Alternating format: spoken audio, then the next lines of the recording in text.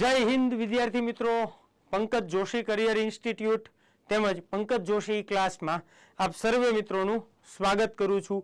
મિત્રો, આપણે જે ભૌતિક ભૂગોળ સિરીઝ અંતર્ગત જે આખું ભૌતિક ભૂગોળ ભણવાના છીએ, જેમાં મિત્રો આપણે એક ચેપ્ટર પૂરું કર્યું અક્ષાંશ અને રેખાંશ. આજના સેશનની અંદર મિત્રો આપણે એના જ અંદર બીજું ચેપ્ટર છે એની શરૂઆત કરવા જઈ રહ્યા છીએ. આ ચેપ્ટર પણ મિત્રો એકથી વધુ એપિસોડની અંદર આવશે. આજે બીજા ચેપ્ટરનો પૃથ્વીની ગતિ નામનું જે ચેપ્ટર છે એનો પહેલો એપિસોડ મિત્રો આજે આપણે ભણવા જઈ રહ્યા છીએ. હું નાના જ વિડીયો બનાવીશ, તમે બધા જ લોકો છે એને મેક્સિમમ શેર કરશો, મેક્સિમમ તમારા મિત્રોને આપણી સાથે જોડશો. એ લોકોને ભૌતિક ભૂગોળમાં 100% ફાયદો થવાનો છે. તો મિત્રો, ચેપ્ટર નંબર 2 પૃથ્વીની ગતિ, જેના અંદર આજે આપણે પરિભ્રમણ અને પરિક્રમણનો સામાન્ય ખ્યાલ મેળવવો છે.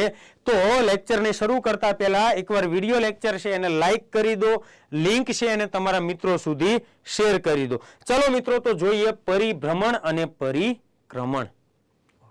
અહીંયા મિત્રો આપણે જોઈ શકીએ છીએ કે ભાઈ પરિભ્રમણ એટલે શું અને પરિક્રમણ એટલે શું. તો યાદ રાખીશું મિત્રો કે પરિભ્રમણ ગતિ, આપણી જે પૃથ્વી છે મિત્રો, એ પૃથ્વી કુલ 2 પ્રકારની ગતિ ધરાવે છે. કેટલા પ્રકારની ગતિ ધરાવે છે? કુલ 2 પ્રકારની ગતિ ધરાવે છે. એક ગતિ છે મિત્રો જેને પૃથ્વીની પરિભ્રમણ અથવા તો એને ધરીભ્રમણ ગતિ તરીકે ઓળખવામાં આવે છે, અને બીજી ગતિ છે જેને મિત્રો પરિક્રમણ ગતિ તરીકે ઓળખવામાં આવે છે. તો પૃથ્વીની કેટલી ગતિ? 2 ગતિ, પરિભ્રમણ અને પરિક્રમણ ગતિ. વાત કરીએ મિત્રો, પરિભ્રમણ કોને કહેવાય અને પરિક્રમણ કોને કહેવાય. સમજો મિત્રો કે પૃથ્વી છે આપણી, એ ભમરડાની માફક, કોની માફક? ભમરડાની માફક એ પોતાની જ ધરી ઉપર આ રીતે ફરે છે. કઈ રીતે ફરે છે? તો કે પૃથ્વી છે એ પોતાની જ ધરી ઉપર આ રીતે જે ગતિ કરશે. અહીંથી હવે આગળ નહીં જાય, કારણ કે આ છે ને બોલ્ટ વાળું નથી. એટલે આ રીતે પૃથ્વી જે પોતાની ધરી ઉપર ફરી રહી છે એને પૃથ્વીની ધરીભ્રમણ ગતિ તરીકે ઓળખવામાં આવે છે. અને બીજું મિત્રો, પરિક્રમણ કોને કહેવાય? તો કે પૃથ્વી છે એ સૂર્યની ફરતે ફરે છે. શું કરે છે? પૃથ્વી સૂર્યની ફરતે ફરે છે, એને પૃથ્વીનું પરિક્રમણ તરીકે ઓળખવામાં આવે છે. તો અહીંયા જુઓ, અહીંયા ઉપર અને નીચે આ પૃથ્વીની એક કાલ્પનિક ધરી છે. આ પૃથ્વી છે જે આ રીતે ફરે છે. કઈ રીતે ફરે છે? આ રીતે. તો જે પૃથ્વી પોતાની ધરી ઉપર ફરે છે એને પૃથ્વીનું ધરીભ્રમણ કહેવાય. જ્યારે આ આપણો સૂર્ય લઈએ છીએ તો આપણી પૃથ્વી જે સૂર્યની ફરતે ફરે, કોના ફરતે ફરે? સૂર્યની ફરતે ફરે, એને પૃથ્વીનું પરિક્રમણ તરીકે ઓળખવામાં આવે છે. અને એમ પણ મિત્રો આપણે એક વસ્તુ છે ને, આમાં કન્ફ્યુઝન ન થાય ને, એટલે એના માટેનો એક સરળ રસ્તો શું છે એની તમને વાત કરી દઉં. પરિભ્રમણ એટલે શું? તો પોતાની ધરી ઉપર ફરે. અને પરિક્રમણ એટલે શું? તો તમારે એક શબ્દ યાદ રાખવાનો, પ્રદક્ષિણા. કયો શબ્દ યાદ રાખવાનો મિત્રો? તમારે છે એ એક પ્રદક્ષિણા શબ્દ યાદ રાખવાનો. કયો શબ્દ? પ્રદક્ષિણા. પ્રદક્ષિણા એટલે શું? તો કે આપણે છે કોઈ મંદિરની ફરતે ફરતા હોઈએ, ભગવાનના મંદિરે જઈએ, બરોબર છે, આપણે મંદિરે જઈએ અને મંદિરે જઈએ છીએ તો મંદિરનું ગર્ભગૃહ હોય છે જ્યાં ભગવાનની મૂર્તિ સ્થાપિત કરવામાં આવી છે. એ મૂર્તિની ફરતે આપણે છે એ આ રીતે શું કરતા હોઈએ છીએ મિત્રો? તો કે આપણે આ રીતે મૂર્તિની ફરતે છે એ પ્રદક્ષિણા કરતા હોઈએ છીએ. તો એને પરિક્રમા કહેવાય. શું કહેવાય? પરિક્રમા કહેવાય. તમે કોઈ મંદિરમાં આ રીતે ફર્યા કે ઓમ નમઃ શિવાય કરીને આમ ફર્યા હો? આ રીતે ફર્યા નહીં. તો તમે શું કર્યું? મંદિરની પરિક્રમા કરી, એને પરિક્રમણ કહેવાય. જ્યારે પૃથ્વી પણ સૂર્યની ફરતે ફરે એને પરિક્રમણ કહેવાય. અને પૃથ્વી છે એ પોતાની ધરી પર ફરે એને પૃથ્વીનું ધરીભ્રમણ ગતિ તરીકે ઓળખવામાં આવે છે. આ બંને મિત્રો ફક્ત સામાન્ય ખ્યાલ, સામાન્ય વ્યાખ્યાઓ હતી જે તમારા યાદ રાખવા માટે હતી. ચાલો ત્યાર પછી આગળ વાત કરીએ મિત્રો. નેક્સ્ટની અંદર સૌથી પહેલા પૃથ્વીની પરિભ્રમણ ગતિ. કઈ ગતિની વાત કરવી છે? પૃથ્વીની પરિભ્રમણ અથવા તો એને પૃથ્વીનું ધરીભ્રમણ કહેવાય, અથવા તો એને પૃથ્વીનું અક્ષીય ભ્રમણ, અથવા તો એને જ મિત્રો દૈનિક ગતિ તરીકે ઓળખવામાં આવે છે. ચારે ચાર નામો છે એને યાદ રાખવાનો પ્રયત્ન કરજો, અહીંયા લોચો થાય નહીં. ચાલો, તો કોને કહેવાય પરિભ્રમણ, ધરીભ્રમણ, અક્ષીય ભ્રમણ અથવા તો દૈનિક ગતિ? પૃથ્વી ભમરડાની માફક પોતાની જ કાલ્પનિક ધરી ફરતે, પોતાની જ કાલ્પનિક ધરી પર ફરે છે, કાલ્પનિક ધરી પર ફરે છે, જેને ધરી ભ્રમણ કહેવામાં આવે છે. ધરી એટલે અક્ષ, અક્ષ ઉપર ફરતી હોવાથી એને શું કહેવાય? અક્ષીય ભ્રમણ તરીકે પણ ઓળખવામાં આવે છે. અને યાદ રાખીશું મિત્રો કે પૃથ્વીને પોતાની ધરી પર એક ચક્કર લગાવતા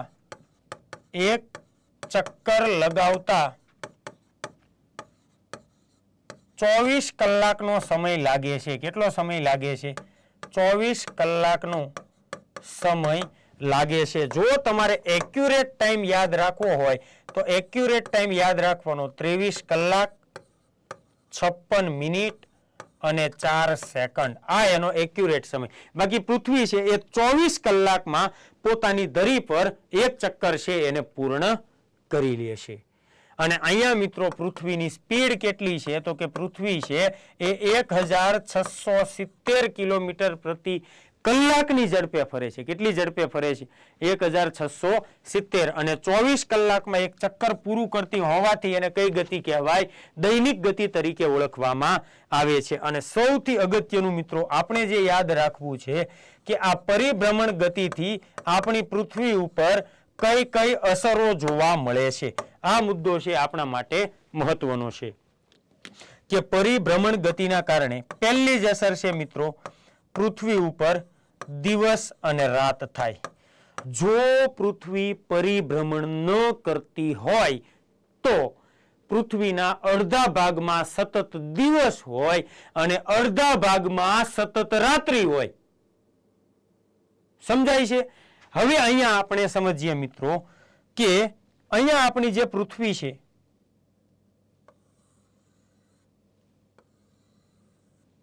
આ આપણી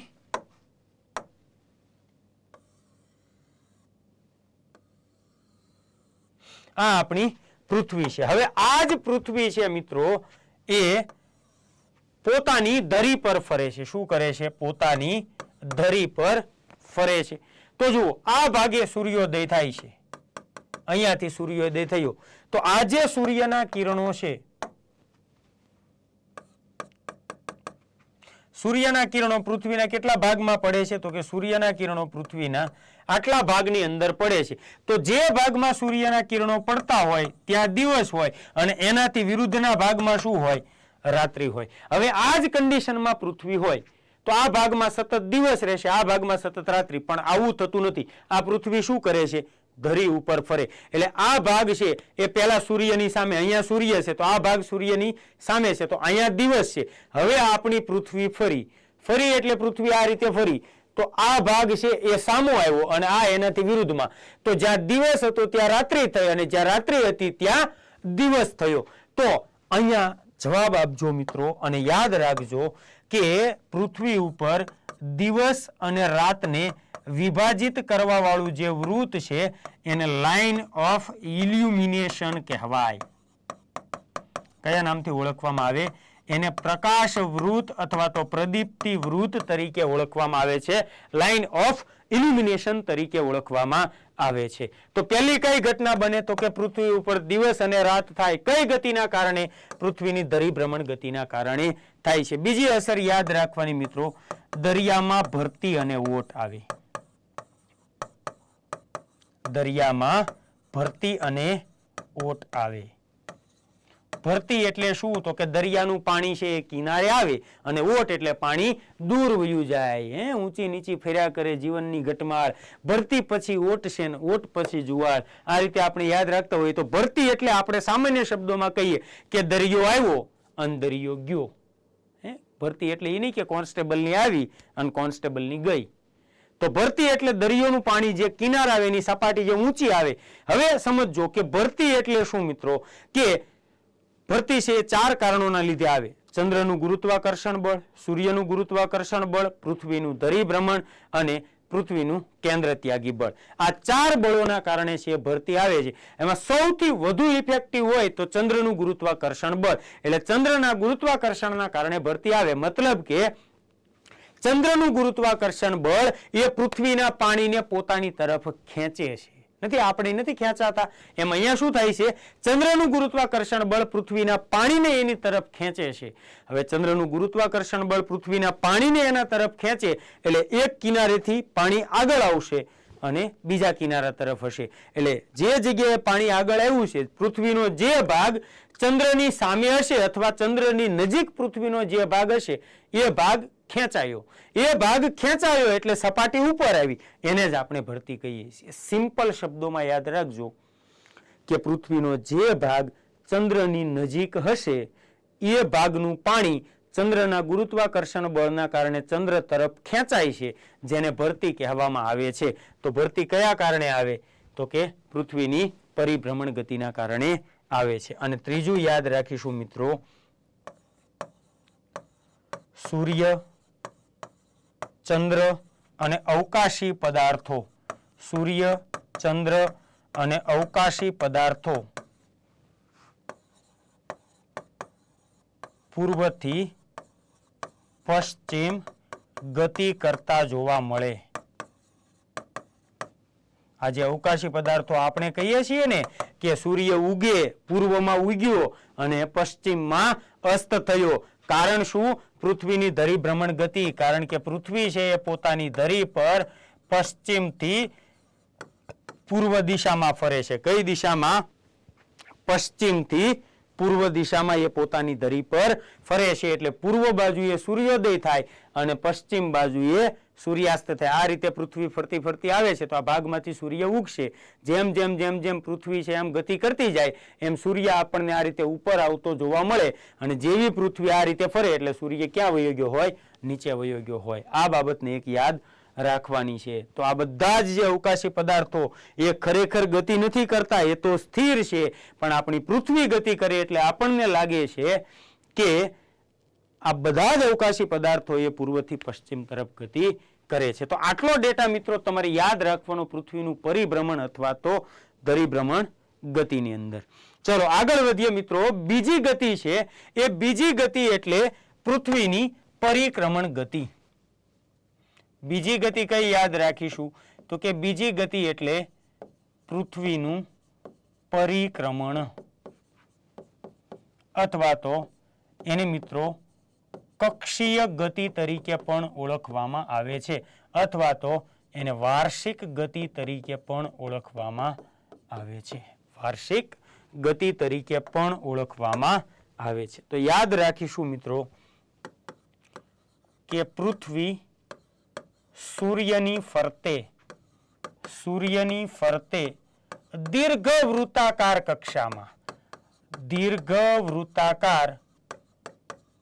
કક્ષામાં ફરે છે, જેને પરિક્રમણ કહે છે. બીજી બાબત યાદ રાખીશું મિત્રો કે અહીંયા એની સ્પીડ કેટલી છે, તો કે 1,07,160 કિલોમીટર પ્રતિ કલાકની ઝડપે ફરે છે. અને આ રીતે ફરતા પૃથ્વીને કેટલો સમય લાગે છે, તો કે 365 દિવસ, 5 કલાક, 48 મિનિટ અને 46 સેકન્ડ. આટલા સમયની અંદર આપણી પૃથ્વી છે એ સૂર્યની ફરતે એક ચક્કર પૂરું કરી લે છે. અને આ ટાઈમ છે એ નિયર બાય કેટલો છે, તો કે આ ટાઈમ એ નિયર બાય 6 કલાક છે. કેટલો છે? નિયર બાય 6 કલાકનો સમય છે. એટલે આપણે યાદ રાખવાનું કે પૃથ્વી છે એ સૂર્યની ફરતે કેટલા સમયમાં એક ચક્કર પૂરું કરે, તો કે 365 દિવસમાં એક ચક્કર પૂરું કરે છે. તો આ વધારાના જે 4 કલાક અહીંયા મળે છે એ વધારાના 4 કલાકને મિત્રો દર ચોથા વર્ષે, કેટલા વર્ષે? દર ચોથા વર્ષે ફેબ્રુઆરી મહિનામાં, કયા મહિનામાં? ફેબ્રુઆરી મહિનામાં એક વધારાના દિવસ તરીકે લેવામાં આવે. એટલે ફેબ્રુઆરી 28 ના બદલે કેટલાનો હોય? 29 દિવસનો મહિનો બને. અને આજે દર ચોથું વર્ષ છે એને મિત્રો શું કહેવાય? તો કે દર ચોથા વર્ષને લીપ વર્ષ તરીકે ઓળખવામાં આવે છે. આ દર ચોથા વર્ષને કયું વર્ષ કહેવાય? લીપ વર્ષ તરીકે ઓળખવામાં આવે છે. તો આટલો ડેટા યાદ રાખ્યા પછી મિત્રો આપણે યાદ રાખવાનું છે પૃથ્વીના, હવે જો અહીંયા કેટલો સમય? 365 દિવસ. આ 365 દિવસને આપણે શું ગણીએ છીએ? એક વર્ષ કહીએ છીએ ને. એક વર્ષ એટલે આ ગતિ કઈ ગતિ થઈ ગઈ? વાર્ષિક ગતિ. પહેલી એક દિવસ તો દૈનિક, આ એક વર્ષ તો વાર્ષિક ગતિ બની ગઈ છે. હવે આપણે સમજવી છે કે પરિક્રમણ ગતિથી કઈ કઈ અસરો જોવા મળે છે. પરિક્રમણ ગતિથી છે આપણને કઈ કઈ અસરો જોવા મળે છે. તો એમાં પહેલી જ અસર યાદ રાખવાની કે દિવસ રાત લાંબા ટૂંકા થાય. દિવસ રાત લાંબા ટૂંકા થાય. આ બાબતને મિત્રો આપણે નેક્સ્ટ વિડીયોની અંદર આખા કન્સેપ્ટ તરીકે ભણીશું. એટલે અત્યારે તમે ફક્ત યાદ રાખો કે દિવસ રાત લાંબા ટૂંકા કઈ ગતિના કારણે થાય? પરિક્રમણ ગતિના કારણે થાય છે. પછી યાદ રાખવાનું મિત્રો, ઉપસૌર અને અપસૌરની ઘટના બને. કઈ ઘટના બને? ઉપસૌર અને અપસૌરની ઘટના બને. એનું કારણ છે મિત્રો પૃથ્વીની ગતિ ઉપરાંત પૃથ્વીની દીર્ઘવૃત્તાકાર કક્ષા. કક્ષા એટલે પૃથ્વી જે માર્ગે સૂર્યની ફરતે ફરી રહી છે એ માર્ગને પૃથ્વીની કક્ષા તરીકે ઓળખવામાં આવે છે. અને અહીંયા લઈએ મિત્રો આપણે આપણા દાદા સૂરજ દાદા. હવે પૃથ્વીની કક્ષા કેવી છે? તો કે આ રીતે દીર્ઘવૃત્તાકાર કક્ષા છે પૃથ્વીની. કેવી કક્ષા છે? દીર્ઘવૃત્તાકાર કક્ષા. અને દીર્ઘવૃત્તાકાર કક્ષાના કારણે આ જગ્યાએ પૃથ્વી, અહીંયા પણ પૃથ્વી, અહીંયા અર્થ લઈએ, અહીંયા પણ અર્થ. તો તમે જુઓ અહીંયા પૃથ્વી અને સૂર્ય વચ્ચેનું અંતર કેવું છે? ઓછું છે. અહીંયા પૃથ્વી અને સૂર્ય વચ્ચેનું અંતર કેવું છે? વધારે છે. તો આ પૃથ્વી અને સૂર્ય વચ્ચે જે વધારે અને ઓછું અંતર હોય એને જ શું કહેવાય? ઉપસૌર અને અપસૌર તરીકે ઓળખવામાં આવે છે. આ પણ આપણે કન્સેપ્ટ તરીકે ભણવાના છીએ. એટલે આને પણ અત્યારે તમે ખાલી યાદ રાખો કે પૃથ્વીના પરિક્રમણના કારણે એક તો દિવસ રાત લાંબા ટૂંકા થાય અને બીજું ઉપસૌર અને અપસૌરની ઘટના બને છે. ત્યાર પછી યાદ રાખવાનું મિત્રો, ઋતુ પરિવર્તન થવા માટે બધા જ પરિબળો છે એના માટે પરિભ્રમણ પણ આવે, પરિક્રમણ પણ આવે અને સૌથી અગત્યનું પૃથ્વીનું ધરી નમન પણ આવે. કે આપણી પૃથ્વી છે એ પોતાની ધરી ઉપર કેટલી નમેલી છે? 23.5 ડિગ્રી નમેલી છે. એટલે તમે જોઈ શકો મિત્રો અહીંયા આ જે પૃથ્વી છે એ એકદમ સીધી નથી. પોતાની ધરી ઉપર કેવી છે? તો કે 23.5 ડિગ્રીના ખૂણે નમેલી છે. અને 23.5 ડિગ્રીના ખૂણે નમેલી પૃથ્વી છે એ પોતાની કક્ષા સાથે 66.5 ડિગ્રીનો ખૂણો બનાવે છે. કેટલો ખૂણો બનાવે? 66.5 ડિગ્રીનો ખૂણો બનાવે. 23.5 ડિગ્રી નમેલી, 66.5 ડિગ્રીનો ખૂણો. અને આ ધરી ઉપર નમેલી છે ને એટલા માટે જ મિત્રો કઈ ઘટના જોવા મળે? ઋતુ પરિવર્તનની ઘટના જોવા મળે છે. તો દિવસ રાત લાંબા ટૂંકા થાય, ઉપસૌર અપસૌરની ઘટના થાય, ઋતુ પરિવર્તનની ઘટના થાય. પછી મિત્રો આપણે એવું પણ કહી શકાય કે કર્કવૃત મકરવૃતનું નિર્ધારણ છે એના માટે પણ આ બધા જ પરિબળો છે કેવા છે? જવાબદાર પરિબળો છે. તો આ હતી મિત્રો પૃથ્વીની બીજી ગતિ, એટલે પૃથ્વીની પરિક્રમણ ગતિ. અહીંયાથી મિત્રો ખાસ મુદ્દાઓ જેટલા પણ મેં અહીંયાથી તમને ભણાવ્યા છે એ દરેકે દરેક મુદ્દા છે એને વ્યવસ્થિત રીતે, એવું લાગે તો વિડીયો એકથી વધુ વાર જોજો અને આ જે લેક્ચર છે એની નોટ્સ બનાવી લેજો. પૃથ્વીની ગતિમાંથી જો કોઈ સામાન્ય બેઝિક સવાલ હશે તો એ આનાથી બહાર નહીં નીકળે. બાકી આપણે ઉપસૌર અપસૌર, ઋતુ પરિવર્તન કઈ રીતે થાય, દિવસ રાત લાંબા ટૂંકા કઈ રીતે થાય, આ બધી જ બાબતો છે મિત્રો એને ઇન ડિટેલની અંદર અલગ અલગ વિડીયો લેક્ચરની અંદર ભણવાના છીએ. આજે આ પૃથ્વીની ગતિનો પહેલો પાર્ટ છે. આ વિડીયો લેક્ચર છે મિત્રો આજ માટે આપણે અહીંયા સુધી રાખીએ છીએ. નેક્સ્ટ ટાઈમ મળીએ ત્યારે આ જ ચેપ્ટરના એક નવા પાર્ટ સાથે મળીશું. ત્યાં સુધીમાં લેક્ચર છે એને સંપૂર્ણ જોઈ લો, એની નોટ્સ બનાવી લો અને તમારા મિત્રો સુધી એની લિંક શેર કરી દો અને સાથે વિડીયોને લાઇક કરી દો. ચલો મળીએ મિત્રો next time. Thank you so much. જય હિન્દ, જય ભારત.